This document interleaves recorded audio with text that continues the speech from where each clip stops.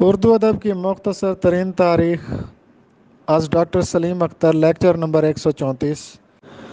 غالب نے 24 سال کی عمر میں ردیف وار اپنا دیوان مرتب کیا تھا اور اس دیوان کا نام تھا نسخہ حمیدیہ، جو سب سے پہلے 1921 میں انجمن ترقی اردو کے زیر تحت مجلہ اردو میں محاسن کلام غالب کے نام سے شائع ہوا تھا۔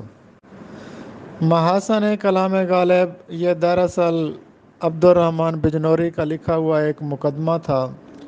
نسخہ حمیدیہ یہ کتاب مان ہے ریاست بھوپال کے چیف سیکرٹری نواب زادہ محمد حمید اللہ خان کے نام ہے کہ اس کے اعداد و شمار کے مطابق غالب کی 235 غزلوں میں تخلص اسد استعمال ہوا ہے اور 38 غزلیات میں تخلص غالب استعمال ہوا ہے۔ پروفیسر حمید احمد خان، جو بیاض بھوپال سے دریافت ہوئی، اس کا نام تھا نسخہ بھوپال یا نسخہ امروہہ۔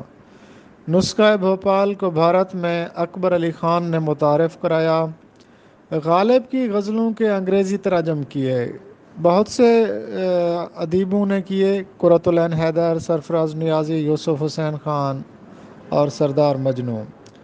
مقالہ ہے بڑا مشہور، غالب تب اور اب، یہ ڈاکٹر طاہر توسفی نے لکھا ہے۔